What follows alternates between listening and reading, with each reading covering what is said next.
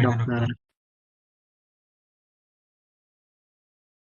Ya, ini ya tumbuh kembang kesehatan anak menurut ICP dan matematika biologi model ya. Nah, kita mulai dulu di konsep umum pertumbuhan dan perkembangan ya. Kedua hal ini adalah dua hal yang berbeda, tapi dia saling terkait ya. Dan dia apa namanya menani manusia itu berbarengannya, jadi tidak ada pertumbuhan yang berdiri sendiri, kemudian perkembangannya berdiri sendiri ya. Jadi saling terkait walaupun berbeda. Nah, ciri khas anak, jadi dia anak tuh selalu tumbuh dan berkembang sejak saat tumbuhan sampai berakhirnya masa remaja. Di masa remaja itu sampai usia 18 tahun ya. Pertumbuhan dan perkembangan merupakan dua proses yang berbeda, ya tadi yang saya jelaskan tadi. Namun mereka itu saling terkait satu sama lain, dan tidak bisa lepas ya, pertumbuhan sendiri, perkembangan sendiri tidak bisa. Mereka saling mempengaruhi pertumbuhan dan perkembangan. Nah, definisi dari pertumbuhan ya, kalau pertumbuhan itu adalah perubahan dalam besar, jumlah, ukuran, atau dimensi sel, jaringan, organ, maupun individu. Dan dia sifatnya kuantitatif. Ya, biasanya bisa diukur dengan satuan panjang ya. Berapa panjang badannya, berapa tinggi badannya, seperti itu ya. Kemudian juga bisa diukur dengan berat biasanya ya, berapa kilo beratnya ya, berapa gram beratnya. Kemudian usia tulang dan keseimbangan metabolik. Jadi semua ini bisa diukur secara kuantitatif. Nah, kalau perkembangan ya dia mengukurnya tidak secara kuantitatif ya. Jadi perkembangan itu adalah bertambahnya kemampuan struktur dan fungsi tubuh yang lebih kompleks.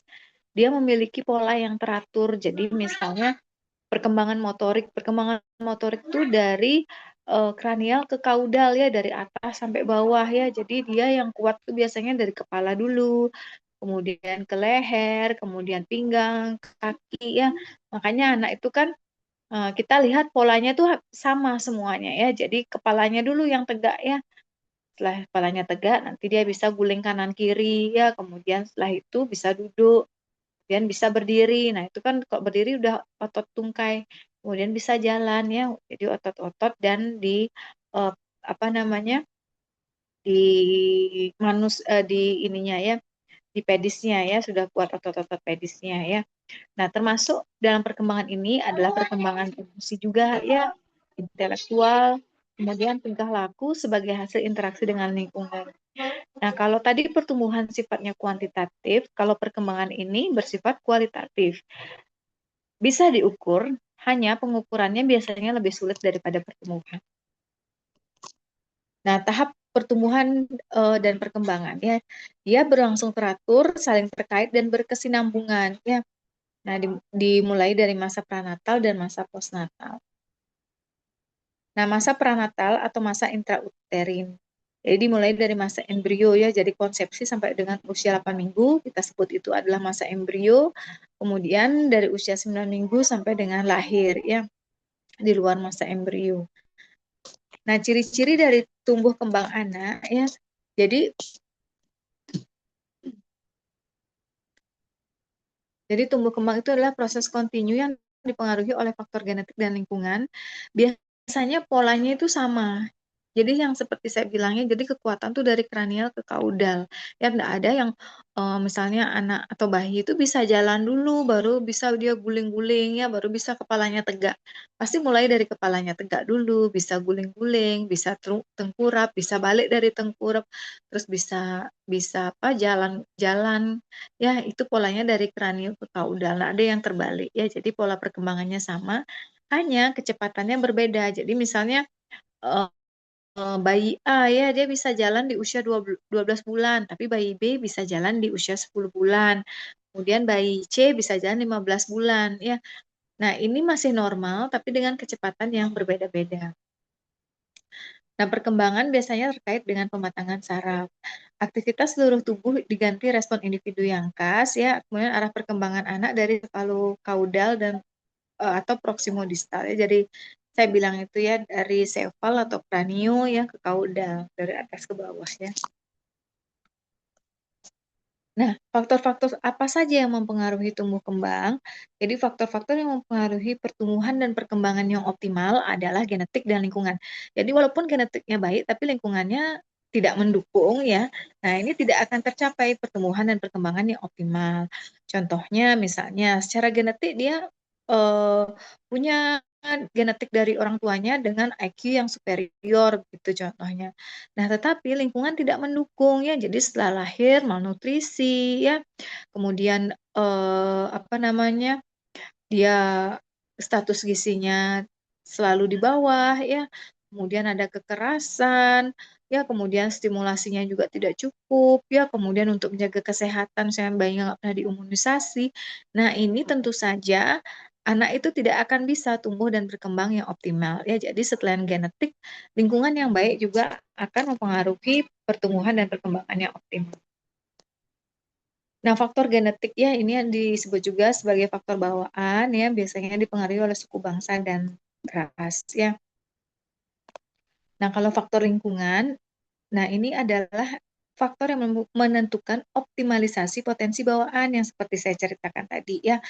Lingkungan itu yang seperti apa sih? Jadi lingkungan ini meliputi lingkungan biologis, fisiologis, psikologis dan sosial ya. Nah, jadi faktor lingkungan secara garis besar dapat dibagi menjadi faktor pranatal, jadi anak masih dalam kandungan, dan faktor postnatal, anak setelah lahir. Maksudnya faktor pranatal selama masih dalam kandungan, jadi ini sangat tergantung dari kondisi ibunya.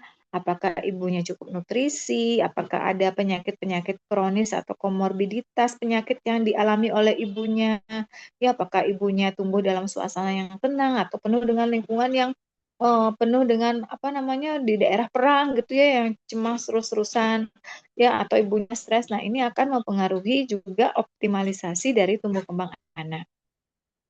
Nah, kalau faktor postnatal, jadi setelah anak itu lahir ya bagaimana lingkungan di tempat dia lahir. Nah, faktor lingkungan ini menentukan optimalisasi potensi bawaan. Nah, secara biologis ya tumbuh kembang anak dibedakan secara jenis menurut jenis kelamin ya tumbuh kembang laki-laki dan perempuan berbeda ya. Jadi dari awal sudah berbeda ya jenis kromosomnya aja berbeda ya. Nah, kemudian juga secara anatomis dan apa namanya fisiologis tentu saja berbeda. Kemudian usia ya. Kebutuhan anak sesuai umur. Kalau balita mudah kurang gizi, kemudian masa pembentukan kepribadian ya. Jadi di umur 1000 tahun 1000 hari kehidupan, nah itu adalah fase yang kritikal ya untuk optimalisasi tumbuh dan kembang seorang anak. Kemudian faktor biologis lainnya adalah gizi ya. Jadi kalau gizi yang tidak sesuai ini dapat menyebabkan tumbuh dan perkembangan terhambat. Faktor kesehatan ya, perawatan tidak hanya pada saat sakit tapi juga kita memprioritaskan juga atau memfokuskan juga untuk pencegahan. Karena kalau sudah sakit, dia berkali-kali sakit, nah biasanya berat badan anak cepat turun ya, kemudian susah naik ya, makanya kita usahakan memberikan pencegahan. Gimana caranya memberikan pencegahan ya? Lingkungannya harus sehat, kemudian memberikan imunisasi ya, kemudian kepekaan terhadap penyakit ya, pemberian imunisasi untuk mencegah penyakit, kemudian penyakit kalau ada penyakit kronis harus segera ditangani, kemudian fungsi metabolisme ya. Jadi ini beda-beda ya beda usia, beda metabolisme ini juga mesti dipahami ya dalam misalnya pemberian asupan nutrisi, kemudian treatment-treatment pada anak-anak itu berbeda ya Mas pada masing-masing umur. Kemudian hormon ya, contohnya adalah hormon somatotropin ya. Nah, ini juga harus diperhatikan kalau ada kekurangan atau terlalu kelebihan, nah ini juga bisa mengakibatkan gangguan pada pertumbuhan dan perkembangan. Nah, itu dari segi biologis, lingkungan dari segi biologis. Nah, kalau lingkungan dari segi fisik ya, jadi cuaca dan musim ya, bergantian musim dapat menyebabkan terjadinya berbagai penyakit ya, seperti yang kita tahu bahwa eh, apa kalau anak-anak sering sakit, nah itu kan metabolismenya tinggi untuk melawan infeksi ya, jadi tidak ada cadangan untuk di-spare untuk pertumbuhan dan perkembangannya ya, jadinya akan mengalami pertumbuhan dan perkembangan yang terhambat. Kemudian sanitasi ya, sumber air bersih, polusi udara ya, jadi kalau polusi udaranya tinggi ya banyak asap rokok ya. Nah, ini anak-anak akan apa namanya resiko mengalami gangguan di saluran pernapasannya. Ya, sering menderita infeksi saluran pernapasan akut, ya, pernapasan baik pernapasan atas maupun bawah. Nah, kalau udah sering sakit, nah tentu saja nanti pertumbuhan dan perkembangannya juga akan terganggu. Kemudian keadaan rumahnya ya, apakah ventilasi cukup ya, kemudian radiasi ya, kemudian keamanan. Nah, ini keamanan misalnya contohnya hidup di negara-negara perang ya seperti Iran. Kemudian dalam kondisi yang tidak kondusif. Nah, ini semua akses semua terhadap apa namanya pertumbuhan dan perkembangan tentu saja akan mengalami gangguan ya. Kemudian keadaan geografis ya, misalnya hidup di daerah yang pelosok-pelosok ya susah mendapatkan akses untuk bahan makanan, kemudian akses ke pelayanan kesehatan. Nah, ini tentu saja akan mempengaruhi pertumbuhan dan perkembangan. Nah, kemudian faktor lingkungan dari segi psikologis ya. Jadi dari segi psikologis harus ada stimulasi yang cukup ya, stimulasi yang baik dengan yang terarah ya, kemudian motivasi, ada dorongan untuk membangun, kemudian pola asuh dan kasih sayang, kemudian ada kelompok sebaya dan di sekolah ya, ini harus baik keadaannya ya untuk mendukung tumbuh kembang yang optimal. Nah, kalau dari sosial, keluarga yang paling kecil itu di keluarga ya. Jadi harus pendapatan keluarga harus mencukupi untuk kebutuhan dasar dari anak ya. Kalau lebih dari kebutuhan dasarnya lebih baik lagi. Ya, kemudian pendidikan orang tua.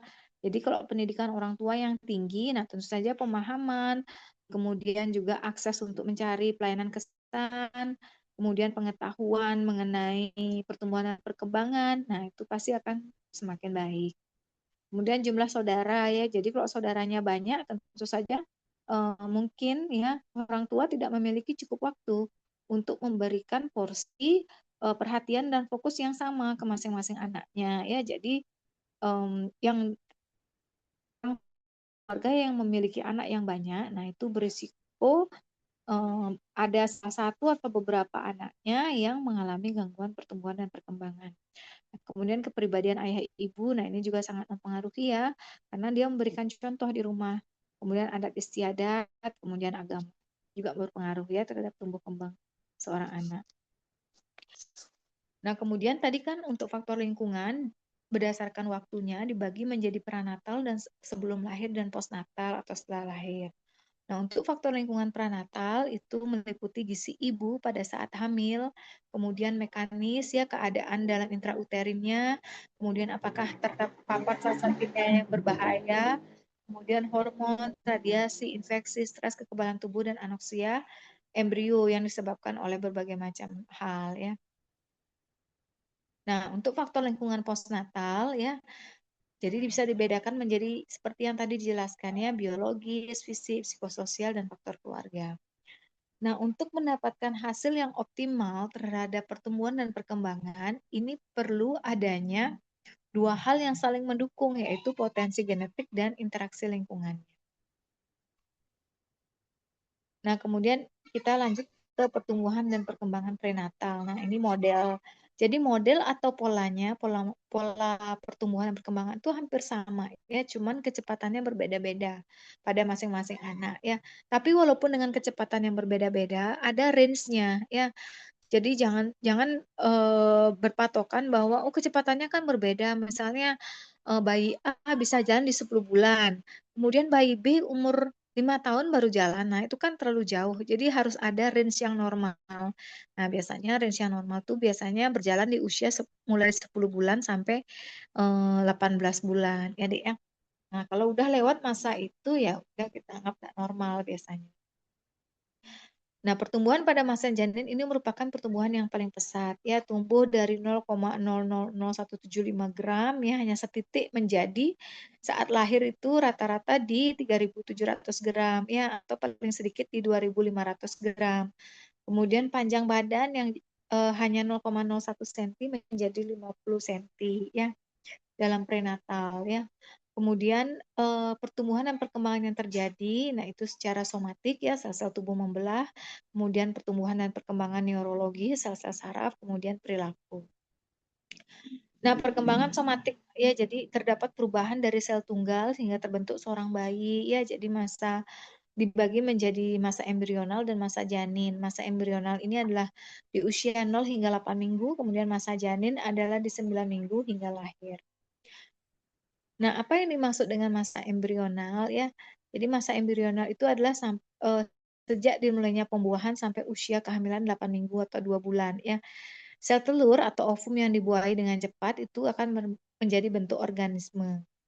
Terjadi proses perubahan yang berlangsung cepat ya, terbentuk sistem organ dalam tubuh biasanya pada masa embrional ya. Jadi trimester pertama, 3 bulan pertama itu adalah pembentukan organ ya, pembentukan sistem organ ya. Nah, kemudian pada akhir minggu ke-8 sistem-sistem organ besar telah berkembang namun belum sempurna ya. Biasanya mortalitas atau kematian yang tinggi disebabkan oleh abnormalitas dari gen atau kromosom dan adanya gangguan kesehatan ibu.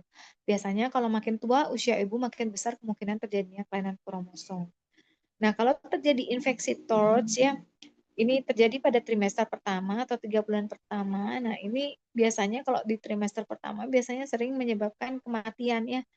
Kalau terjadi di trimester kedua banyak menimbulkan cacat ya atau kelainan. Nah, biasanya kalau terjadi gangguan pada masa prenatal ini akan terjadi abnormalitas perkembangan janin. Nah, 30% kehamilan berakhir dengan keguguran spontan ya. Jadi kalau bayinya keluar ya sebelum usia 8 minggu, nah gitu kita bisa bilang dengan abortus ya. Nah, biasanya 30% kehamilan ini berakhir dengan keguguran spontan. Pada trimester 1 biasanya akibat karena adanya kelainan kromosom ya. Kemudian adanya teratogennya adalah kelainan ya yang disebabkan karena zat-zat tertentu atau adanya infeksi ya. Kalau infeksi biasanya penyebabnya toksoplasma, rubella, sifilis. Kemudian kalau agen kimia misalnya merkuri, obat-obat antiepileptik dan etanol. Kemudian suhu tinggi dan radiasi. Nah, kemudian pajanan asap rokok itu dihubungkan dengan berat badan, tinggi badan, dan lingkar kepala rahim rendah ya setelah penurunan IQ serta penurunan IQ dan meningkatnya frekuensi ketidakmampuan belajar. Ya, jadi jangan sampai ibu terpapar ya oleh asap rokok ya. Nah, ini adalah faktor-faktor prenatal semasa dalam kandungan yang mempengaruhi tumbuh kembang janin. Ya, faktor-faktor itu adalah gizi ibu saat hamil, ya, mekanis, maksudnya keadaan intrauterin, apakah ada toksin, ini sudah saya jelaskan tadi ya. Nah, postnatal ya. Nah, postnatal ya biasanya itu kan setelah lahir. Nah, hal-hal yang menyebabkan adanya gangguan pertumbuhan dan perkembangan yang berkaitan dengan postnatal ya. Jadi ada saat bayi itu dilahirkan ya. Jadi misalnya persalinan dengan bantuan ya, misalnya operasi sesar, vakum, tang, atau bayinya lahir tidak segera menangis ya. Kalau bayi lahir tidak segera menangis, nah ini tentu saja akan mempengaruhi perkembangan sel saraf di otaknya. Ya, jadi asfiksia bayinya ya, kemudian lahir sebelum waktunya atau prematur ya. Jadi kalau lahir sebelum waktunya biasanya apa namanya sel-selnya, organ-organ tubuhnya itu belum sempurna fungsinya ya sehingga akan beresiko meningkatkan adanya gangguan tumbuh kembang. Kemudian berat badan lahir rendah ya, kemudian lahir lewat waktu.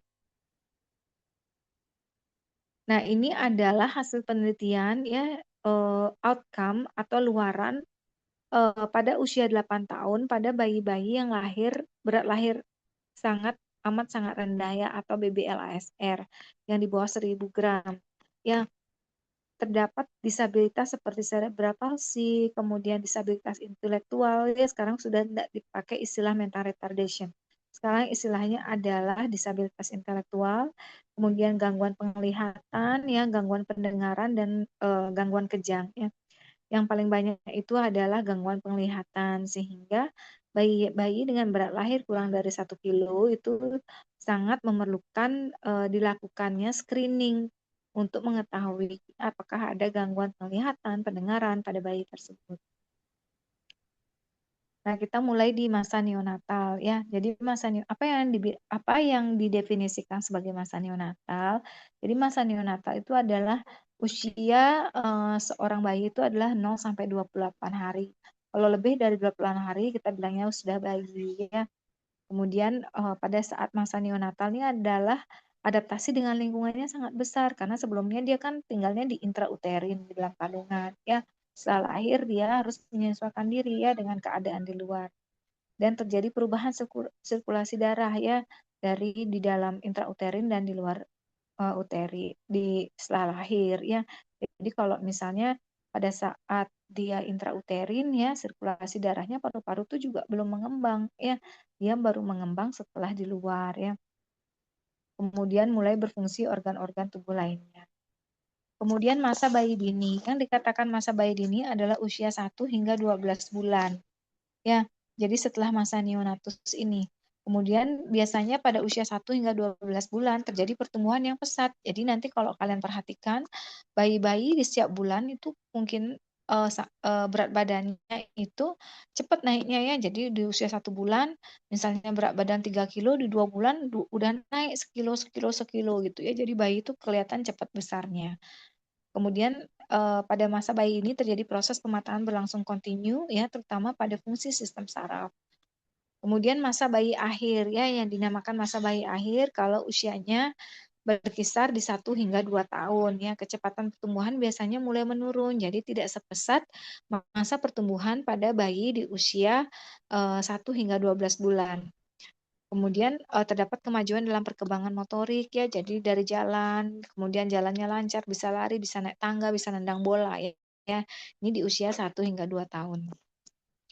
Kemudian masa prasekolah ya, biasanya kalau masa prasekolah pertumbuhannya berlangsung stabil, naiknya nggak terlalu banyak ya. Terjadi perkembangan dengan aktivitas fisik yang bertambah, kemudian meningkatnya keterampilan dan proses berpikir.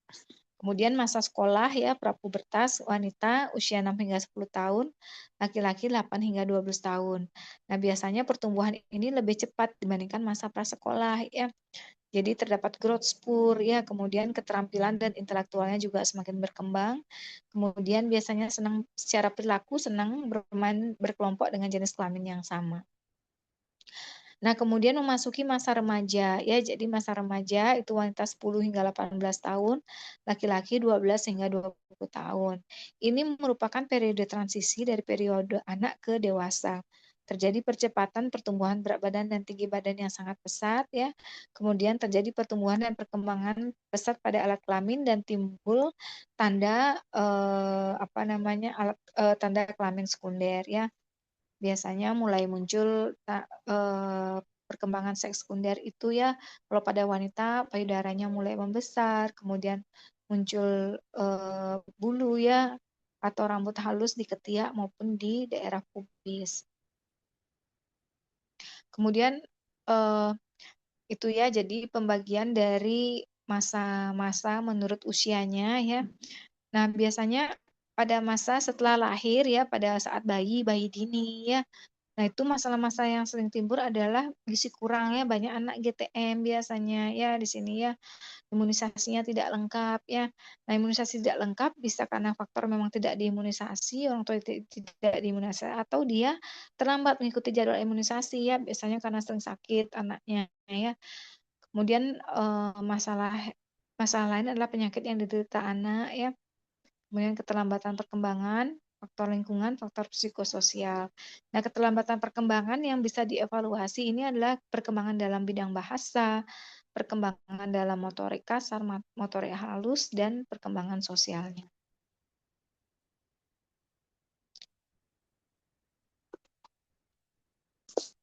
Nah, ini tadi sudah saya jelaskan ya.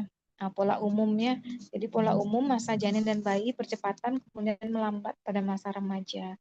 Jadi organnya itu tulang panjang, otot skeletal, sistem pencernaan, pernapasan, peredaran darah, dan volume darah. Nah, berat badan ya. Jadi yang diukur pada pertumbuhan tuh kan panjang badan, berat badan ya. Jadi kalau berat badan tuh adalah indikator tunggal terbaik saat ini untuk mengukur keadaan gizi dan tumbuh kembang ya. Kalau berat badan di Indonesia menggunakan kartu menuju sehat atau KMS. Nah, ini untuk polanya ya biasanya ya mengikuti pola ini. Jadi berat badan lahir normal rata-rata 3.000 sampai 3.500 gram. Pada saat umur 5 bulan biasanya berat badannya 2 kali dari berat badan lahir. Kalau usia 1 tahun berat badannya adalah 3 kali dari berat badan lahir. Usia 2 tahun biasanya berat badannya 4 kali dari berat badan lahir. Nah, prasekolah biasanya kenaikannya adalah 2 kilo per tahun ya. Kemudian pre-adolescent antara 3 sampai 3,5 kilo per tahun. Nah, biasanya untuk pacu pertumbuhan ya pada jenis kelamin perempuan itu lebih cepat ya di usia 8 tahun, tapi dia berakhir juga lebih cepat ya. Kalau laki-laki biasanya pacu pertumbuhannya dimulai di usia 10 tahun, berakhirnya di usia 20 tahun. Kemudian untuk tinggi badannya, nilai tinggi badan biasanya dia pesat pada masa bayi, kemudian melambat pada bayi muda, kemudian pesat lagi pada masa remaja. Nilai tinggi maksimal dapat dicapai pada usia 18 hingga 20 tahun. Nah, peningkatan rata-rata tinggi badan orang dewasa suatu bangsa merupakan salah satu indikator peningkatan kesejahteraan. Nah, ini adalah polanya ya. Panjang badan lahir rata-rata 50 cm ya, usia 1 tahun 75 cm, usia 2 tahun 85 cm, usia 4 tahun 100 cm, usia 6 tahun 130 cm. Nah, untuk lingkar kepala ya, biasanya pertumbuhan tulang kepala itu mengikuti dia pertumbuhan otak. Demikian juga sebaliknya ya. Jadi perkembangan lingkar kepala bayi normal cukup bulan 2 cm biasanya per bulan untuk 3 bulan yang pertama, kemudian setelah 3 bulan kedua tuh 1 cm per bulan dan 0,5 cm per bulan untuk 6 bulan berikutnya. Nah, biasanya pertumbuhan otak tercepat terjadi pada trimester ketiga kehamilan, ya sampai 5 hingga 6 bulan pertama setelah lahir, kemudian baru melambat. Nah, pada masa ini terjadi pembelahan sel-sel otak yang pesat, setelah itu pembelahan melambat dan pembesaran di sel-sel otak saja. Nah, kalau terjadi gangguan pada masa pesat pertumbuhan otak, ini dapat mengakibatkan gangguan jumlah sel yang tidak dapat dikejar pada masa pertumbuhan berikutnya. Nah, untuk gigi, ya gigi pertama itu di 5 sampai 9 bulan, umur 1 tahun terdapat 6 hingga 8 gigi susu. Tahun kedua biasanya gigi tumbuh 8 biji lagi, kemudian jumlah gigi susu pada usia 2,5 tahun sebanyak 20, kemudian erupsi gigi tetap dimulai di usia 6 tahun. Nah, kemudian pada masa pubertas, ya biasanya pertumbuhan yang terjadi masa pubertas, pada anak laki-laki, pacu tinggi badan itu biasanya dimulai kurang lebih plus minus 1 tahun setelah pembesaran testis dan mencapai puncak pada tahun berikutnya bila pertumbuhan penis sudah mencapai maksimum. Kalau pada perempuan, tanda pubertas pertama pada anak perempuan adalah pertumbuhan payudara, ya. Jadi hanya puting aja dulu yang menonjol, kemudian setelah pembesaran areola mama sekitar usia 8 hingga 12 tahun. Nah, haid pertama atau menarche biasanya terjadi pada usia yang bervariasi, rata-rata di usia 10,5 hingga 15,5 tahun. Haid pertama pada setiap perempuan terjadi bila kecepatan pertumbuhan tinggi badan mulai menurun. Ya, sering timbul masalah kematangan yang terlambat, merasa badannya terlalu tinggi tapi belum menarche. Nah, kecemasan pada anak laki-laki terjadi bila pacu tinggi badannya belum tercapai, padahal teman sebayanya perempuan telah tercapai. Nah, tadi untuk pertumbuhan anak, kemudian untuk perkembangan anak, ya begini ciri-ciri atau polanya. Ya, ciri-cirinya perkembangan melibatkan perubahan. Jadi selalu ada perubahannya, perkembangan awal menentukan tahap selanjutnya. Ya, jadi kalau perkembangan awal terhambat, dia tidak akan bisa mencapai ke perkembangan yang selanjutnya. Nah, untuk polanya, dia perkembangan memiliki pola yang tetap ya, yaitu cephalocaudal dan proximodistal, jadi dari kepala ke bawah. Nah, perkembangan ini memiliki tahap yang berurutan ya, jadi nggak bolak-balik seperti kayak saya tadi ya. Jadi nggak dari bawah ke atas, lalu dari kepala ke kaudal ya. Namun dia memiliki kecepatan yang berbeda ya. Perkembangan ini sangat berkorelasi erat dengan pertumbuhan. Ya, jadi pada anak yang pertumbuhannya jelek ya, berat badan tidak naik-naik, tinggi badan nggak naik-naik ya, perkembangannya juga biasanya akan terganggu. Nah, perkembangan anak pada fase awal meliputi beberapa aspek kemampuan fungsional ya. Jadi ada perkembangan kognitif, perkembangan emosi, perkembangan sosial, perkembangan motorik dan perkembangan bahasa.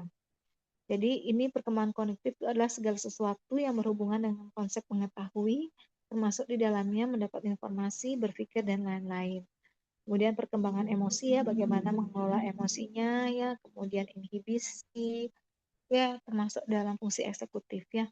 Kemudian perkembangan sosial ya, meliputi 2 hal, yaitu kemampuan menolong diri sendiri dan kemampuan berinteraksi dengan orang lain. Kemudian perkembangan motorik meliputi motorik halus dan motorik kasar. Kalau motorik kasar itu yang termasuk motorik kasar misalnya berdiri, berjalan ya. Kalau motorik halus adalah menggunakan pensil, menggunakan sendok ya, menggunakan koordinasi dari jari-jari tangan. Nah, itu termasuk ke motorik halus. kemudian perkembangan bahasa. Nah, apabila terjadi kekurangan salah satu aspek, dia akan mempengaruhi aspek yang lain. Contohnya misalnya gangguan pendengaran. Dia dapat mempengaruhi perkembangan sosial dan perilaku anak. Nah, untuk penilaian perkembangan, ini perlu dilakukan sedini mungkin untuk screening apakah ada gangguan atau tidak. Biasanya screening dilakukan secara periodik, teratur, dan sistematis. Nah, screening ini sudah dapat dilakukan oleh orang tua sendiri maupun profesional. Nah, jadi screening awal biasanya dilakukan di rumah. Kalau ada kelainan, dapat dilanjutkan ke jenjang profesional.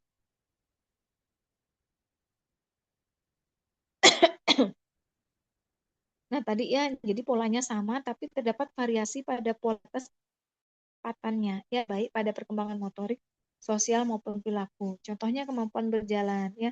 Jadi misalnya ini yang saya ceritakan tadi ya, jadi rata-rata atau 50% anak itu bisa berjalan di usia 12 bulan. Ya, paling lambat di 18 bulan, 97,5%. Artinya, pada usia 15 bulan, kalau anak belum bisa berjalan adalah hari yang normal, karena masih terdapat 10% anak yang belum dapat berjalan. Sedangkan usia 18 bulan adalah batasan anak belum mampu berjalan. Nah, pengukuran perkembangan dapat dilakukan dengan mengukur perilaku anak secara langsung, dengan mengamati kemampuan dan respon terhadap rangsangan. Ya, jadi hal-hal yang diperhatikan dalam pengukuran ya, tempat, suasana, waktu itu harus kondusif ya, jangan sampai tempatnya bising ya, tempatnya berantakan, nggak bisa nanti untuk mengukur perkembangan anak ya. Kemudian hal-hal kondisi anak ya, misalnya lagi ngantuk anaknya atau lagi sakit ya, kan nggak bisa dipaksa untuk kita melakukan pengamatan. Ya, pendekatan pemeriksaan anak itu berbeda ya. Kemudian pengasuhan ya. Nah, untuk jadwal pemantauannya, usia anak ya 0 sampai 1 tahun itu frekuensinya 1 bulan sekali, 1 hingga 3 tahun 3 bulan sekali, 3 hingga 5 tahun itu 6 bulan sekali, dan usia 5 hingga 18 tahun 1 tahun sekali. Nah, ini ada di buku KKA ya, Kartu Kembang Anak ya. Misalnya usianya 0 bulan ya, rangsangan latihannya ucapkan kata ya atau pujian di telinga ya. Kemudian usia 1 bulan pangku bayi, kemudian pandang matanya ya, perkembangannya biasanya bayi sudah bisa melihat ke sekitarnya. Usia 2 bulan tenggorapkan tummy time ya, tersenyum pada orang sudah bisa ya, nanti dibaca lagi. Ya, demikian ya Dek ya, perkuliahan kita lecture pada hari ini mengenai tumbuh kembang anak dan pola perkembangannya menurut ICP Model. Silakan kalau ada pertanyaan.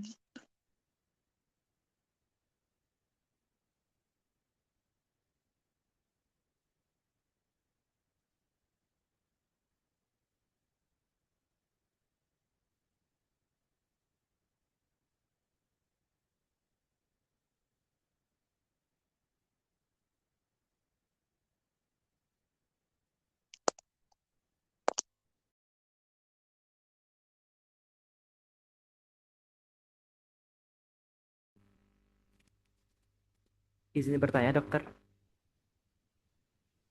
Ya, silakan Dek. Ya, dokter. Terima kasih atas kesempatannya. Perkenalkan, nama saya Gede Widya dengan 3 digit terakhir yaitu 015.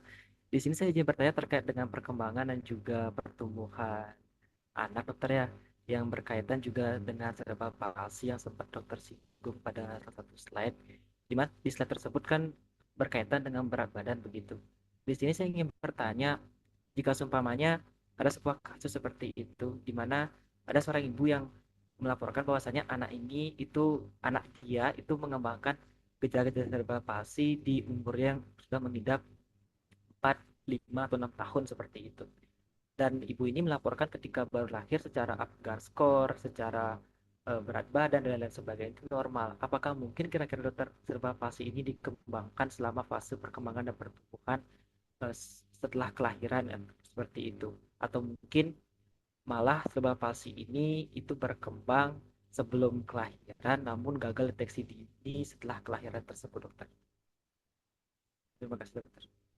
Ya, kalau cerebral palsy kan definisinya adalah gangguan pada saat otak sedang berkembang ya. Jadi otak sedang berkembang itu dari prenatal ya, sejak dalam kandungan ya sampai otak tuh masih berkembang ya, dia plastisitas sampai usia 3 tahun ya Dek ya. Nah, kalau terdapat gangguan pada saat otak itu sedang berkembang, ya baik itu karena disebabkan lahir tidak segera menangis. Kalau lahir tidak segera menangis, artinya apa? Artinya kan oksigenasinya kurang, hipoksia bayinya.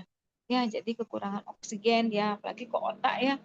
Ke otak itu 3 menit nggak dapat oksigen ya sudah mulai gini ya, rusak sel-sel sarafnya ya, gangguan demyelinisasi pada otaknya ya, itu juga mengakibatkan eh, apa namanya gangguan struktur pada otak. Nah, kalau dia terjadi pada saat perkembangan otak, ya kita bisa sebutkan itu adalah cerebral palsy. Nah, sifat dari cerebral palsy ini dia tidak progresif ya.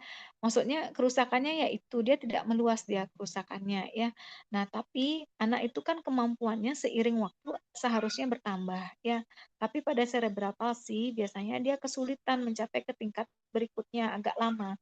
Jadi kesannya dia progresif. Nah, kalau misalnya dia cerebral palsy eh, didiagnosis misalnya dia karena kelainan yang lainnya, contohnya pasiennya mengalami cedera kepala berat tuh ya, jadi perdarahan di kepalanya. Nah, itu kan juga rusak kan. Kemudian habis ditrepanasi, misalnya banyak bagian otaknya yang diambil sehingga anak itu mengalami gangguannya semua jadinya apa namanya regresi dia ya, dari bisa jalan tidak bisa jalan ya, kemudian ada gangguan lah di otaknya. Nah, kalau itu sih kita biasanya itu adalah kita bilang adalah gangguan otak adanya misalnya penyebab dasarnya apa, CKB, cedera kepala berat, atau gangguan otak karena post infeksi, misalnya ada meningitis, encephalitis. Karena dia timbulnya bukan pada saat otak itu sedang berkembang, ya Dek ya. Tapi jika pada saat dia mengalami gangguan pada saat otak itu berkembang, nah itu kita bisa katakan itu adalah cerebral palsy. Jelas ya? Jelas dokter, terima kasih banyak dokter.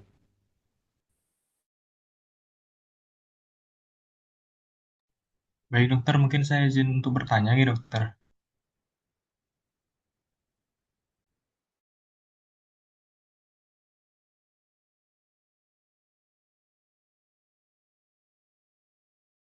Ya Dek, silakan. Baik dokter, sebelumnya saya izin mengenalkan diri terlebih dahulu. Mengenalkan nama saya Agung Rabagus Prayosa Sirana, biasa panggil Pak Jusara yang ada digit Intrakin 051. Jadi saya izin bertanya dokter, terkait dengan pertumbuhan dan perkembangan anak itu kan dia mempunyai suatu model matematika yang tadi telah dokter ungkapkan untuk menilai apakah pertumbuhan dan perkembangannya cukup atau sesuai dengan usia biasanya. Nah, kalau misalkan bayi tersebut mengalami suatu kondisi seperti IUGR atau intrauterine growth restriction yang menyebabkan dia tuh lahir dengan berat badan lahir yang rendah, apakah kita memiliki suatu model khususnya untuk di lingkup Indonesia gitu dokter untuk bagaimana mengejar ketertinggalan dia gitu. Karena dari apa yang saya pahami, kalau untuk bayi yang lahir dengan berat badan rendah itu dia tidak dinilai berdasarkan kapan waktu dia lahir, tapi berdasarkan beratnya dia di saat dia lahir. Sehingga misalkan kalau dia lahir anggap usianya di minggu ke-13 di minggu ke-40 gitu, tapi dia untuk usia gestational age-nya itu di 32, maka kita pakai standar 32. Nah, kalau misalkan kita pakai model yang tadi, tapi untuk terkhusus untuk membantu orang dengan BBLL rendah ini, itu gimana nih dokter? Mungkin sekian. Ya, jadi kalau misalnya kalau berat, nah kan kita lihat dia cukup bulan atau tidak ya Dek ya. Kalau dia memang berat usia kehamilannya itu kurang dari 37 minggu ya, dia prematur ya, jadi menggunakan kurvanya ya tidak seperti kurva pada anak yang normal ya. Jadi kita mengikuti kurva untuk yang beratnya yang apa namanya, kurva untuk yang usia kurang bulan ya Dek ya. Tapi kalau dia cukup bulan ya tetap harus mengikuti kurva yang pada anak-anak yang biasa ya. Jadi enggak kurva yang apa namanya? Bukan kurva yang untuk neonatus yang kurang bulan gitu ya. Jadi dia tetap mengikuti kecuali untuk anak-anak yang memang kurang bulan ya.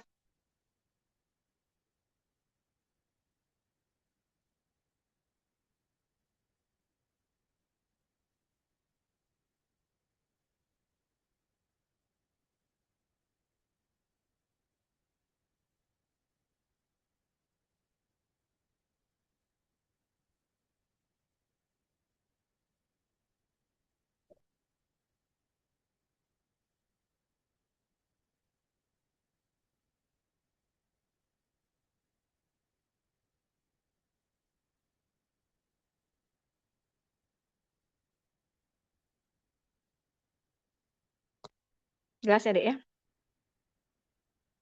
Jadi kalau dia Baik, dokter. kalau misalnya dia cukup bulan ngikutin kurva yang seharusnya, tapi kalau dia lahirnya kurang bulan ya nggak bisa ngikutin kan misalnya dia berat apa namanya? Dia lahirnya di usia 32 minggu gitu ya. Tentu saja kan beratnya dari awal ya nggak bisa di 2.500. Karena bayi normal itu kan beratnya harus di minimal 2.500 gitu. Ya, jadi kalau misalnya dia di ini dia tidak bisa, jadi ngikutin pakai kurva lain, ya kurva Fenton biasanya dipakai ya. Tapi nanti setelah melewati usia 50 minggu ya, dia harus mengikuti kurva yang apa namanya, yang biasa mengikuti WHO, mengikuti CDC gitu. Setelah usia koreksi 50 minggu ya. Jelas, Dek? Sudah menjawab, Jelas? dokter. Ya, silahkan kalau ada pertanyaan lain.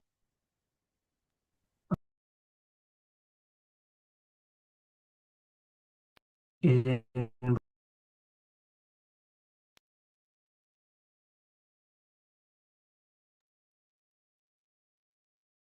izin bertanya dokter.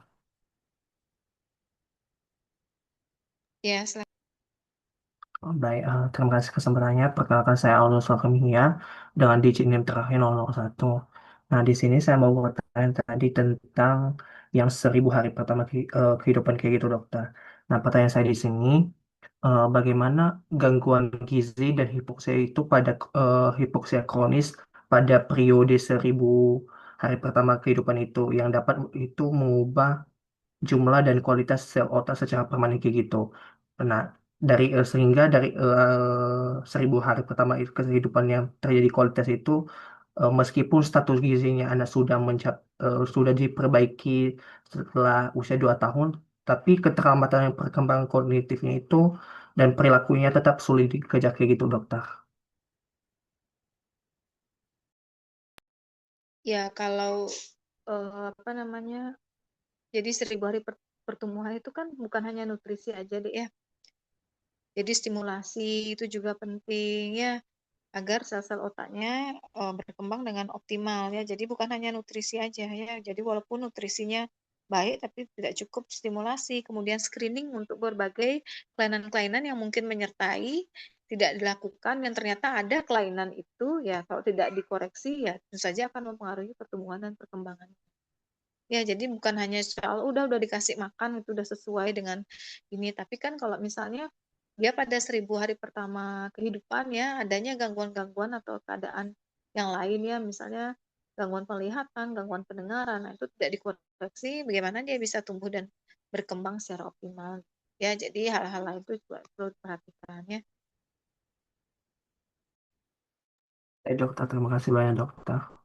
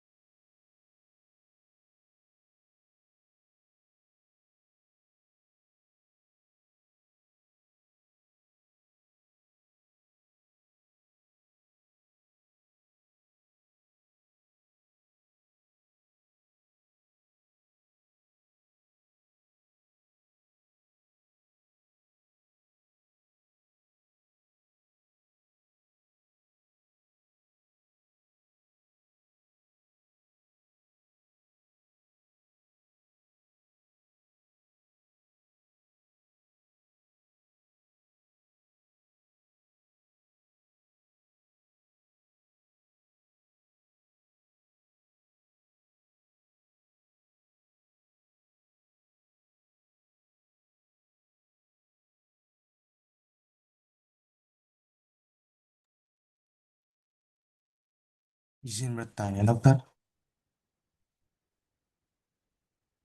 Ya, silakan. Nggih, dokter. Jadi sebelumnya perkenalkan saya atas nama Albert dengan 3 digit NIM akhir yaitu 010.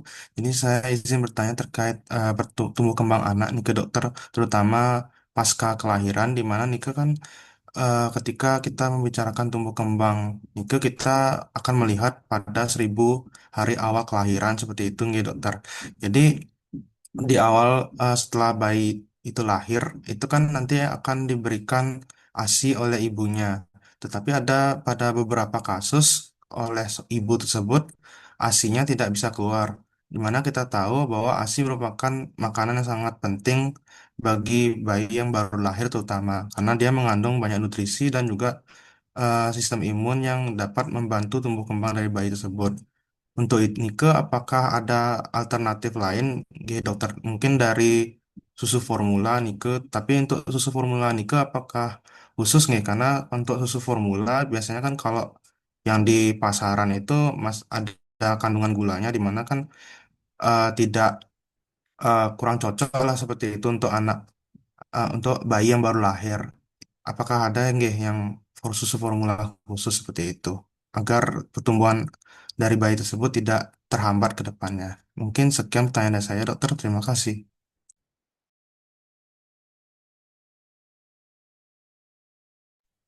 Jadi susu formula tidak direkomendasikan ya, Dek, ya, karena tidak bisa menggantikan air susu ibu ya. Jadi pemberian susu formula itu akhirnya diberikan ya memang misalnya ada ibunya memang tidak bisa menyusui ya. Kemudian yang kedua ada penyakit-penyakit tertentu yang ibu memang tidak boleh menyusui ya. Kemudian yang paling sering terjadi sih dari awal tidak disusuin, jadi produksi ASINya seret ya, itu yang paling terjadi. Setelah seret itu anaknya pas pada saat menyusui sudah bingung puting dia. Ya, Dek ya. Akhirnya terjadilah diberikanlah susu formula. Nah, kemudian susu formula yang apa yang bisa diberikan ya tergantung kondisi bayinya. Jadi kalau kondisinya tidak ada penyakit-penyakit lain ya, jadi bisa diberikan susu formula standar.